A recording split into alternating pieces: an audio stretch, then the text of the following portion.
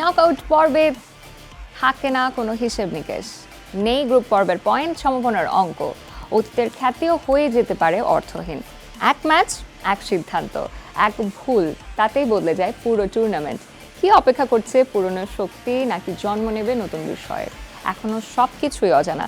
তবে নিজেদের জানান দিয়ে কিলিয়ান এমবাপ্পের জোড়া গোল ও রেকর্ডের রাতে সুইডেনকে ৩-০ ব্যবধানে হারিয়ে বিশ্বকাপের শেষ ১৬ নিশ্চিত করল সাবেক বিশ্ব চ্যাম্পিয়ন ফ্রান্স। এদিকে ২৮ বছর পর বিশ্বকাপে ফিরেই একের পর এক চমক দেখিয়ে চলেছে নরওয়ে। আর্লিং হালান্ডের শেষ মুহূর্তের গোলে আইভরি কোস্টের স্বপ্ন ভেঙে উড়ন্ত নরওয়ে শেষ ১৬-এ কিন্তু লড়বে ৫বারের বিশ্ব চ্যাম্পিয়ন ব্রাজিলের বিপক্ষে। অপরদিকে ছন্দে থাকা স্বাগতিক মেক্সিকো দুর্দান্ত ইকুয়েডরকে ২-০ গোলে হারিয়ে ৪০ বছর পর নকআউটে।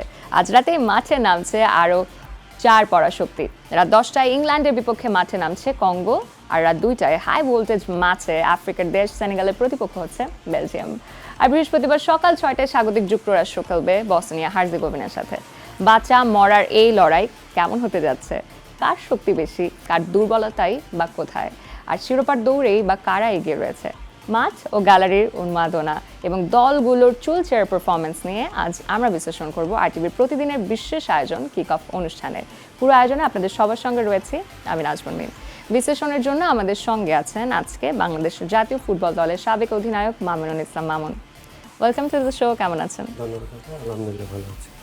আমরা তো একের পর এক গতকালকে দেখেছি দুর্দান্ত সব ম্যাচ হয়েছে। যদি আমরা বলি ফ্রান্স সুইডেনের কথা, কিংবা নরওয়ের এবং আইভরি কোস্টের কথা, এছাড়া মেক্সিকোর ম্যাচটি ছিল, সব নিয়ে কথা বলতে চাই। বাট শুরুতে আমি ফ্রান্সের ম্যাচটি আনবো। এই ম্যাচটা কেমন লেগেছে আপনার কাছে? আসলে ফ্রান্স আপনার বেটার টিম, সুইডেন থেকে বেটার টিম, অনেক ভালো। মানে আপনার ফ্রান্সকে রাখার মানে স্টপ করার মতো টিম এখন পর্যন্ত দেখা যায় না। তারা গ্রুপ পর্যায়ে 9 পয়েন্ট নিয়ে তারা গ্রুপ চ্যাম্পিয়ন হয় এবং ফার্স্ট রাউন্ডের নকআউটে আপনার তারা ৩-০ গোলে সুইডেনের মতো শক্তিশালী টিমকে হারিয়েছে।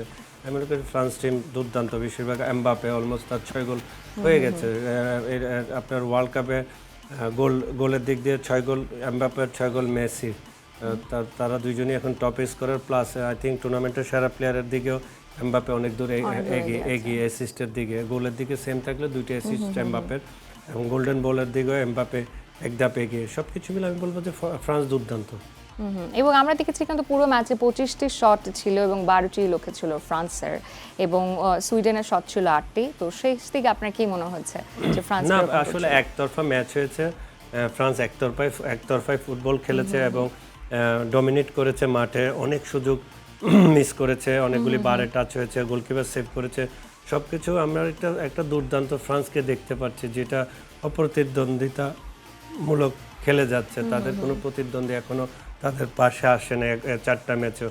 আমি মনে করি তাদের টিমে অনেক ভালো প্লেয়ার আছে। দেমবেলে আছে, অলিসার পারফরম্যান্স সুপার। আমি এই প্রশ্নটাই করতাম, মাইকেল অলিসিকে নিয়ে কি বলবো? লাস্ট ম্যাচে অলিসা প্লে ভেরি ওয়েল। আমি মনে করি এমবাপ্পে 2 গোল করলো এই ম্যাচে, ম্যান অফ দ্য ম্যাচ অলিসা। ওকে, কারণ আমাদের নকআউট পর্ব, ডু অর ডাই ম্যাচ, প্রত্যেকটি ম্যাচে ভীষণ গুরুত্বপূর্ণ, এবং এখানে মনে হয় প্রত্যেকটি আলাদা করে প্লেয়ারের পারফরমেন্সও বেশ গুরুত্বপূর্ণ। মাস্ট বি এই ধরনের আপনার ইন্ডিভিজুয়াল প্লেয়ার যে টিমে সবচেয়ে বেশি থাকবে, ইন্ডিভিজুয়াল প্লেয়ারদের কিন্তু ম্যাচ উইনার প্লেয়ার আছে, যেটা আসলে ফ্রান্সের ম্যাচ উইনার প্লেয়ার অনেক। আপনার কেউ না কেউ স্কোর করতেছে, কেউ না কেউ আপনার ভালো ফুটবল খেলতেছে। যেমন অলিসের কথা, অলিসা দুর্দান্ত ফুটবল খেলেছে, শট নিয়েছে, অ্যাসিস্ট অলমোস্ট এই ম্যাচে 2টা অ্যাসিস্ট, ওর অলমোস্ট 6 এই ওয়ার্ল্ড কাপে 6 অ্যাসিস্ট হয়ে গেছে। সব আমি মনে করি যে ফ্রান্স দুর্দান্ত ফুটবল খেলেছে সুইডেনের সঙ্গে। এখন তাদের নেক্সট ম্যাচ তার সঙ্গে সেকেন্ড রাউন্ডে নকআউটে জানি না, বাট তারা দুর্দান্ত, যেখানে সুইডেন কিছুই করতে পারে নাই। একদম। আরেকটি ম্যাচ নিয়ে কথা বলতে চাই আমি। নরওয়ের প্রশ্নটা তো অবশ্যই আসতে চাই, বিকজ নরওয়ে নিয়ে আলাদা করে বলবার রয়েছে। বাট আমাদের আরেক স্বাগতিক দেশ আছে ওয়ার্ল্ড কাপে, যেটি হচ্ছে মেক্সিকো। ইকুয়েডরের সাথে মুখোমুখি হয়েছিল, এবং মেক্সিকোর পারফরমেন্স কেমন লেগেছে? মেক্সিকো গ্রুপ থেকে 9 পয়েন্ট নিয়ে তারা সর্বোচ্চ পয়েন্ট নিয়ে আপনার গ্রুপ চ্যাম্পিয়ন হয়েছে। গ্রুপ চ্যাম্পিয়ন হয়ে ইকুয়েডরের সঙ্গে তারা আসলে ইকুয়েডর সম্পর্কে তাদের ধারণা আছে, কারণ ল্যাতিন টিম এবং Mexico host team. I think আপনি বলতেছিলেন 40 বছর পর ফার্স্ট নকআউট পার হয়েছে তারা। আসলে এটাই তাদের মানে ইমপ্রুভমেন্ট, এবং এই ওয়ার্ল্ড কাপে তারা নেক্সট স্টেপে গেছে, সেকেন্ড রাউন্ডে গেছে, এবং তারা কোয়ার্টার ফাইনালের জন্য খেলবে। হোস্ট টিম থাকাতে আপনার ওয়ার্ল্ড কাপের জাঁকজমকপূর্ণটা থেকে যায়। অলরেডি দুইটা হোস্ট টিম কানাডা আর মেক্সিকো উঠেছে। ওভারঅল মেক্সিকোর পারফরমেন্স আমি মনে করি যে দুর্দান্ত পারফরমেন্স, টিম ওয়ার্ক বেশি, তারা ল্যাতিন একটা ছন্দ তাদের আছে, পাসিং ফুটবল, স্পিডি ফুটবল আছে। আমি মনে করি সব কিছু মিলে মেক্সিকো ডিজার্ভ করে তারা আসলে সেকেন্ড রাউন্ডে যাওয়ার জন্য। আমরা দেখছি মেক্সিকো এবং কানাডার পারফরমেন্স, অন্যদিকে কিন্তু আজকে আবার আরেক স্বাগতিক দলের ইউএস এর ম্যাচ রয়েছে, সেটা নিয়েও কথা বলবো। কিন্তু গতকালকে কি কিছুটা যেমনটা ফ্রান্সেরটাই দেখেছি, আপনি বলছিলেন যে এক পিসি ছিল, একদম ডমিনেটিং একটা ম্যাচ দেখেছি, এটাও কি তাই? বিকজ মেক্সিকোকে দেখেছি মাস্ট বি 2-0 যেখানে ম্যাচ, ওখানে তো আসলে মেক্সিকোর উপর প্রেসার ক্রিয়েট হয় নাই এবং তারা ডমিনেটই করেছে ম্যাচে এবং তারা তাদের বেস্ট আসলে তারা ডিজার্ভ করে এই সেকেন্ড রাউন্ডটা। ওকে, আমরা দেখেছি 55% বেশি কিন্তু মেক্সিকোর দখলে ছিল। তো সেদিক থেকে কি মানে বলছিলেন ডমিনেটিং ম্যাচ তো ছিলই, তো ইকুয়েডরের কোন সাইডটা আপনার মনে হচ্ছে এখানে ওদের সবথেকে দুর্বল লেগেছে? দুর্বল হলো আপনাকে ম্যাচ নকআউট সিস্টেম বারবার বলছেন, নকআউট সিস্টেম বারবার যখন বলছেন, নকআউট সিস্টেম আপনাকে জিততে গেলে আপনাকে প্রেসার ক্রিয়েট করতে হবে, ব্লকিংটা করতে হবে, গোল রিসিভ করতে পারবেন না। ইকুয়েডরের যে বল পজিশনে দেখেন, বলছি বল পজিশনে ম্যাচটাই কন্ট্রোল করছে আপনার মেক্সিকো, এখানে তার কিছু বলার থাকে না। মেক্সিকো যেখানে আপনার 55% বল তাদের দখলে ছিল, তাইলে তাদের ম্যাচটা ইজি করে নিয়েছে তারা। ইকুয়েডর আসলে এই ধরনের ম্যাচ জিততে গেলে আপনাকে বল পজিশনে বেশি থাকতে হবে, নাইলে আপনার শট অন টার্গেটের শট বেশি থাকতে হবে। সব কিছু মিলে আপনার ইন দ্য ফিল্ডে যদি আপনি চিন্তা করে দেখেন, ইকুয়েডর থেকে মেক্সিকো তো বেটার টিম, প্লাস হলো তার বেটার ফুটবল খেলেছে। এবং আমরা দেখলাম যে 22 মিনিট এবং 31 মিনিটে যে হুলিয়ান কিনিওজেস এবং সাথে রাউল হিমেনেজের দুটি গোল ছিল, এই দুটো নিয়ে আলাদা করে কিছু বলবার রয়েছে কিনা? না, ফার্স্ট হাফে যেখানে আপনার 2-0 হয়ে যায়, সেকেন্ড হাফে তো আপনি ফার্স্ট হাফে আপনি ম্যাচ উইন করে নিয়েছেন। ফার্স্ট হাফে আপনি 2-0 তে লিডে গিয়ে সেকেন্ড হাফে আপনি জাস্ট ফুটবলটাকে এনজয় করবেন, গোল রিসিভ করবেন না, এছাড়া তো আর কিছু নাই।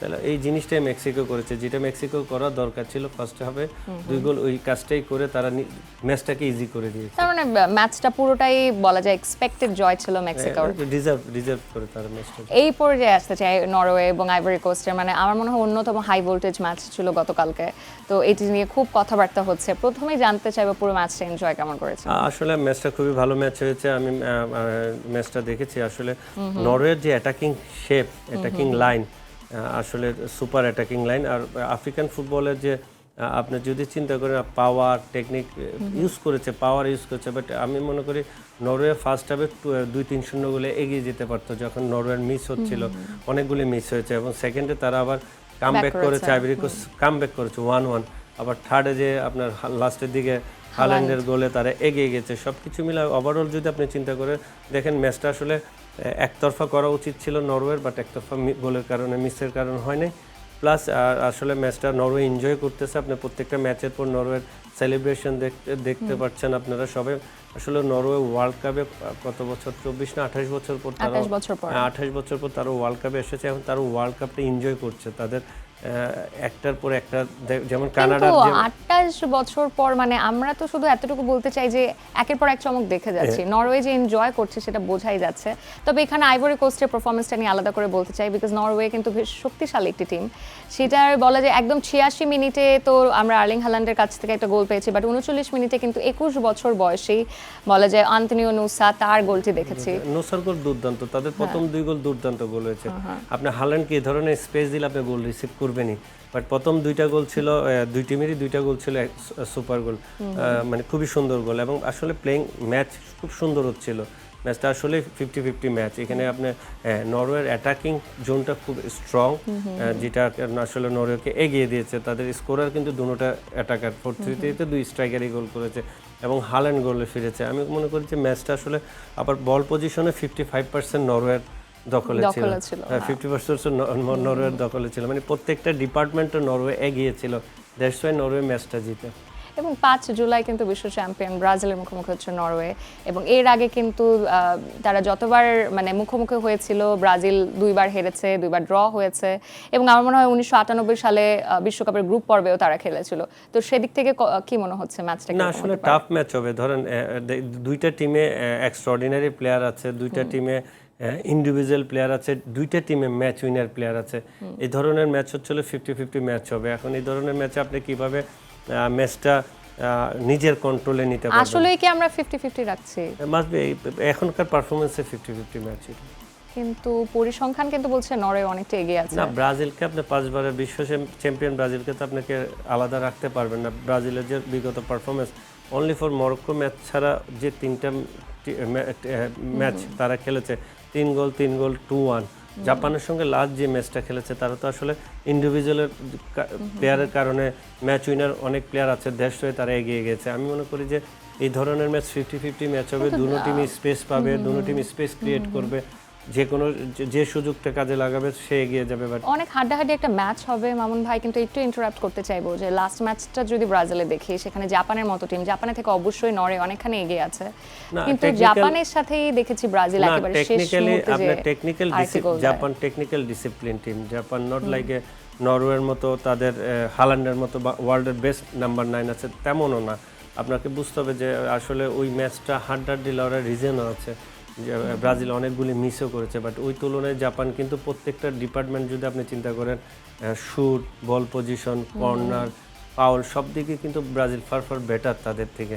আপনি এটাকে মানে ব্রাজিলকে ফেস করতে হয়েছে একটা টেকনিক্যাল ডিসিপ্লিন টিমের সঙ্গে আপনি ফুটবল খেলেছেন, আপনাকে ফেস করতে হয়েছে কীভাবে ম্যাচটা জিততো, এবং সেটা তারা প্রমাণ করেছে। এবং নরওয়ে ব্রাজিলের ম্যাচ আমি বলবো যে সুপার ম্যাচ হবে। সারা বাংলাদেশের মানুষ বলেন, সারা ওয়ার্ল্ডের মানুষ ওই ম্যাচের অপেক্ষায় থাকবে। একদম তাই, এখন সেটাই দাঁড়িয়েছে, মানে মনে হচ্ছে যে আর্জেন্টিনা ব্রাজিলের মতোই একটা ম্যাচ আমরা ইন্টারেস্টিং বা খুব এক্সাইটিং ম্যাচ দেখবো। কিন্তু আর্লিং হালান্ডকে নিয়ে ছোট্ট করে একটু জানতে চাইবো, তিনি কিন্তু মানে 5ম পজিশনে রয়েছে, গোল্ডেন বুটের দৌড়ে রয়েছে, তো সেদিক থেকে আমি মনে করি যে 5 গোল নিয়ে সে সেকেন্ড হাইস্ট স্কোরার, প্লাস হচ্ছিল তার টিমের মেইন স্কোরার সে, এবং সে ওয়ার্ল্ডের বেস্ট নাম্বার 9, যাকে নিয়ে নরওয়ের আপনার অ্যাটাকিং সাইডটাই স্টার্ট হয়। আমি মনে করি হাল্যান্ডকে নিয়ে তো বলার কিছু নাই, সে ওয়ার্ল্ডের বেস্ট নাম্বার 9। এখন আপনি একটা বেস্ট নাম্বার 9-এর সঙ্গে আপনি ব্রাজিল টিম খেলবে, স্বাভাবিক। আসলে আমি মনে করি যে ওই জায়গাটুকুতে not only best number 9, best attacking side. Norway খুব বেস্ট অ্যাটাকিং সাইড, ব্রাজিলও বেস্ট অ্যাটাকিং সাইড আছে। আমরা রিয়ানকে দেখি, আপনার কোনিয়াকে দেখি, তাদেরও পারফর্ম করতেছে, but Haaland is different quality একদম। এবং ফ্যান বেজও তার বেড়ে গেছে আর্লিং হাল্যান্ডের, স্কোরার আসলে এত বছর পরে সে স্কোরার, টল গাই, ফাস্টার গাই, সবকিছু মিলে সুদর্শন একজন স্ট্রাইকার বলা চলবে। না, দুর্দান্ত ম্যাচ হয়েছে। আর্লিং হাল্যান্ডের ফ্যান বেজের অবশ্যই এটা আলাদা প্রশংসা করতেই হবে। আজ রাতে ম্যাচ নিয়ে কথা বলতে চাই। আজ রাতে বলছিলাম যে ইংল্যান্ডের মতো কিন্তু বড় টিম ডিআর কঙ্গোর মুখোমুখি হচ্ছে, কি বলবেন আজকে ম্যাচটি নিয়ে? রাত 10টায় এটা তো ইংল্যান্ড অনেক এগিয়ে কঙ্গো থেকে। ইংল্যান্ডের পারফর্ম বলেন, ইংল্যান্ড টিম বলেন, সব দিক দিয়ে ইংল্যান্ড এগিয়ে। যদি ইংল্যান্ডের লাস্ট ম্যাচ আমরা যদি একটু গ্রুপ পর্যায়ে যে লাস্ট ম্যাচ দেখি, এটা আসলে ব্যাড সিগন্যাল দেয় যে আপনার লাস্ট ম্যাচ বেটার ফুটবল তারা খেলা নেই। দেড় সই আসলে ওই জায়গাটুকুতে যদি আপনি খেয়াল করে দেখেন, তাহলে আপনাকে একটা ব্যাড সিগন্যাল দিবে যে না, এই ম্যাচ নকআউট সিস্টেম, আপনাকে গোল করতে হবে। আমি মনে করি ইংল্যান্ড ফেভারিট। কিন্তু লাস্ট ম্যাচে কিন্তু ইংল্যান্ডকে কিভাবে আমরা একটু দেখেছি ছন্ন ছাড়া খেলতে। এটা আসলে হয় অনেক সময় আপনার গ্রুপ পর্যায়ে ম্যাচে হয়ে যাওয়া ভালো, বাট আমি মনে করি যে এখানে কামব্যাক করার সুযোগ আছে। ইংল্যান্ড অনেক স্ট্রং টিম। ইংল্যান্ডের যে অ্যাটাকিং লাইন বলেন, full team, defence line, midfield block line বলেন, হ্যারি কেনের মতো স্ট্রাইকার আছে, বার্লিংহামের মতো তাদের অ্যাটাকিং মিডফিল্ডার আছে, রাশফোর্ডের মতো তাদের চেঞ্জিংয়ে প্লেয়ার খেলে, রাশফোর্ড যে বার্সেলোনার উইঙ্গার ম্যানচেস্টারে ছিলেন। সব কিছু মিলে আমি মনে করি যে ফোকাসটা থাকবে ইংল্যান্ডের হ্যারি কেনের উপর।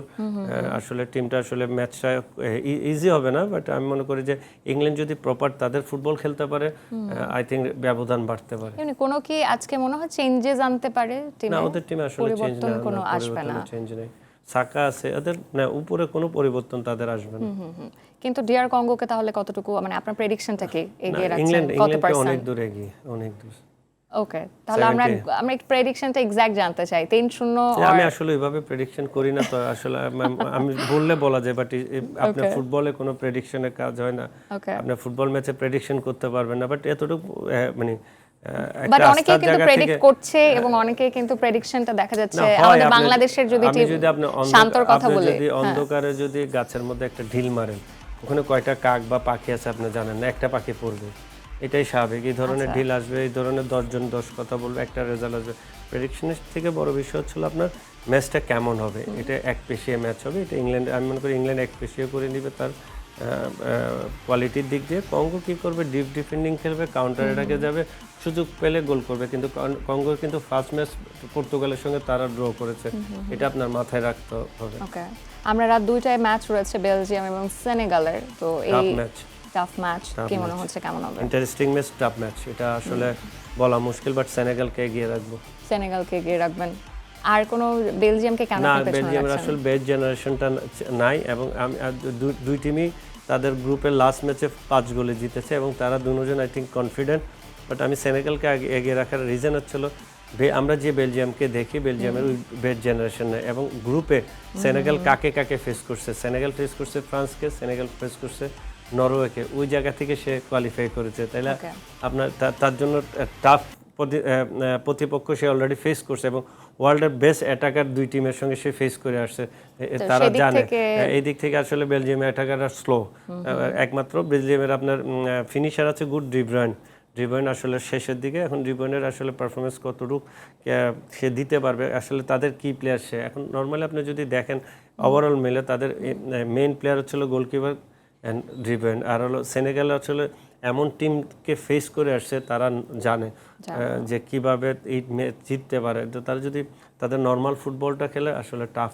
তারপরে এবার আমরা দেখা যাচ্ছে খুবই প্রত্যেকটা ম্যাচ খুবই আনএক্সপেক্টেড রেজাল্ট আমরা পাচ্ছি। 90 মিনিটসে কি হয় দেখেন, গ্রুপ থেকে আফ্রিকান টিম নাও এটা টিম আপনার কোয়ালিফাই ফার্স্ট রাউন্ডে নকআউটে কোয়ালিফাই করছে, ইটস ভেরি মানে আপনার 10টার মধ্যে 9টাই আপনার কোয়ালিফাই করেছে। আপনি চিন্তা করে বুঝতেছেন যে আফ্রিকান টিমগুলি কিভাবে ডে বাই ডে ডেভেলপ করছে এটাই, এবং ওই 90 মিনিটসের পারফরম্যান্সটাই ইম্পর্টেন্ট অনেক বেশি, এই জন্য খুবই আনপ্রেডিক্টেবল ম্যাচ, রেজাল্টও খুব আনপ্রেডিক্টেবল। এটা আসলে ইন্টারেস্টিং ম্যাচ, এই ম্যাচটা এনজয় করতে পারবে যারা দেখবে। আচ্ছা, তো কালকে সকাল 6টায় ম্যাচ রয়েছে, আমরা যেটা শুরুতেই এনেছিলাম যে আরেক স্বাগতিক দেশ যুক্তরাষ্ট্রের সাথে ম্যাচ রয়েছে বসনিয়া হার্জেগোভিনা। ইউএসএ এগিয়ে হোস্ট টিম হিসেবে না, ইউএসএ আসলে পারফরমেন্স দিকে এগিয়ে, গ্রুপে সুপার ফুটবল খেলেছে ইউএসএ, ওইটাই জাস্ট কন্টিনিউ করলে আসলে আই থিঙ্ক আমরা আন্ডারডগ বলি ওয়ার্ল্ড কাপের যে কোনো একটা টিমকে।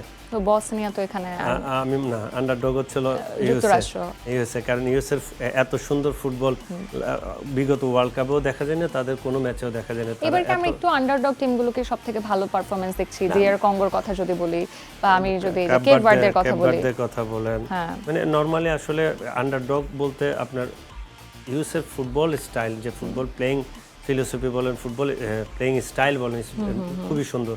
তারা কিভাবে ফুটবল খেলতেছে, তারা কিভাবে ডেভেলপ করেছে, এই আপনি তাদের ম্যাচ না দেখলে বুঝবেন না আগে। আর এখনকার ম্যাচ যদি আপনি ডিফারেন্স করেন, আকাশ আর পাতাল ডিফারেন্স, তারা কতটুকু ডেভেলপ করেছে।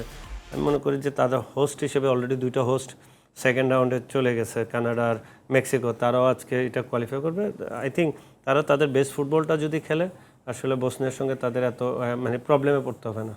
তাহলে সেদিক থেকে যুক্তরাষ্ট্রই এগিয়ে থাকছে, এবং এটা কি স্বাগতিক দেশ ছাড়াও আপনি বলছিলেন স্বাগতিক দেশ হিসেবে কিন্তু সব দেশগুলোই কিছুটা ফ্যাসিলিটিস পেয়ে যায়। আপনার home team must be facilities পাবে, আসলে দর্শক ফ্যাসিলিটিস, ওয়েদার ফ্যাসিলিটিস, সব ফ্যাসিলিটিস, তাদের কনফিডেন্স লেভেল বেশি থাকবে, লাস্ট পর্যন্ত তাদের এনার্জি সাইডটা বেশি থাকবে। আর কিন্তু বসনিয়া হার্জেগোভিনার একটা কথা বলতে চাই, তাদের মানে তারা নতুন অধ্যায় লিখতে যাচ্ছে, যুক্তরাষ্ট্র মুখোমুখি হচ্ছে এবং এই স্টেডিয়ামে, তো সেক্ষেত্রে কি কিছুটা হলেও তারা কি পিছিয়ে থাকবে? যুক্তরাষ্ট্র এখানে এগিয়ে আছে, নট অনলি বসনিয়ার নতুন অধ্যায় কিন্তু ইউএসএর লেখা হচ্ছে, কারণ ইউএসএ আই থিঙ্ক কোনো সময় সেকেন্ড রাউন্ড এই ধরনের নকআউটে খেলেছে নাকি জানি না, বাট তারা নকআউট ফার্স্ট নকআউট আসছে, তারা হিস্ট্রি করতে যাবে কানাডার মতো, তারা এখন যাই করবে সবই তাদের ফুটবল ইতিহাসের হিস্ট্রি হবে। তো সেদিক থেকে আমরা যেহেতু একেবারে শেষ পর্যায়ে ছোট্ট করে জানতে চাই, যুক্তরাষ্ট্রকে আপনি এগিয়ে রাখছেন, আর এক্সাক্ট প্রেডিকশনটা মামুন ভাইয়ের কাছ থেকে আমরা পাচ্ছি না। গোলের প্রেডিকশন না, আমি জয়টা বলবো যে 50-50 সেনেগাল বেলজিয়াম আপনার, এটা ইউএসএ এগিয়ে।